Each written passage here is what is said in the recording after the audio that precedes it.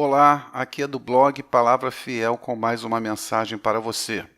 O título da nossa mensagem de hoje é: Admitir os nossos erros é o primeiro passo para lidar com eles e mudar.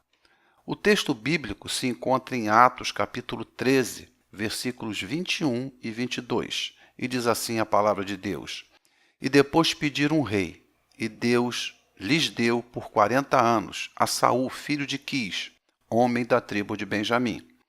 E quando este foi retirado, levantou-lhes como rei a Davi, ao qual também deu testemunho, e disse: Achei a Davi, filho de Jessé, homem conforme o meu coração, que executará toda a minha vontade. Meus irmãos, admitir honestamente os nossos erros é o primeiro passo para lidar com eles e mudar. Esta é a mais pura das verdades.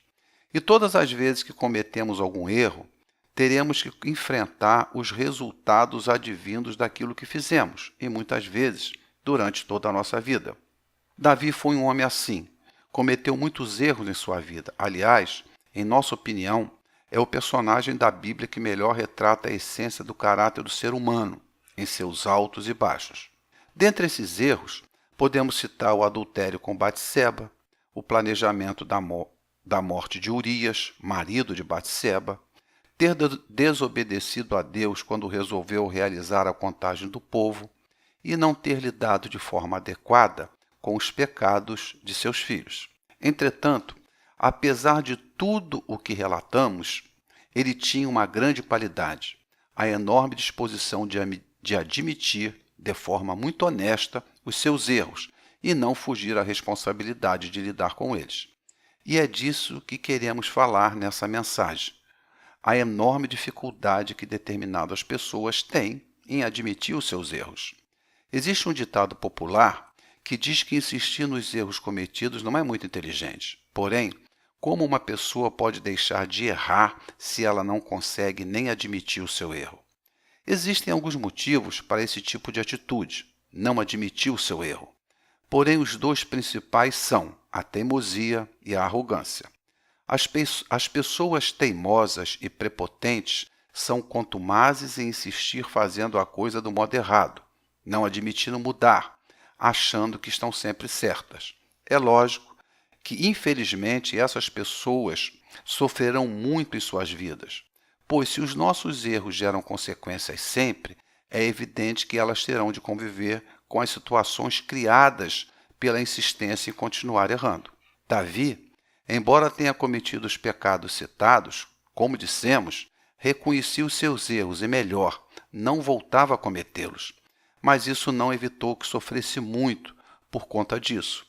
Ele teve de aceitar e conviver com os sofrimentos causados por eles. A grande verdade é que a grande maioria das pessoas não consegue ter a sabedoria de aprender com os enganos cometidos ao longo da vida. Não percebem que poderiam viver de uma forma muito melhor se mudassem determinados posicionamentos e, por orgulho, por teimosia, ou seja lá pelo que for, continuam percorrendo a mesma estrada, cheia de equívocos. Davi foi o maior rei de Israel. É descrito por Deus como um homem segundo o seu coração. Cometeu uma série de erros em sua vida, mas teve a humildade de reconhecê-los e não voltou a cometê-los, e isso é uma das grandes lições que devemos aprender com ele. Sendo assim, gostaríamos de terminar essa mensagem fazendo uma pergunta: quais mudanças seriam necessárias em nossas vidas para que possamos passar a reconhecer os nossos erros?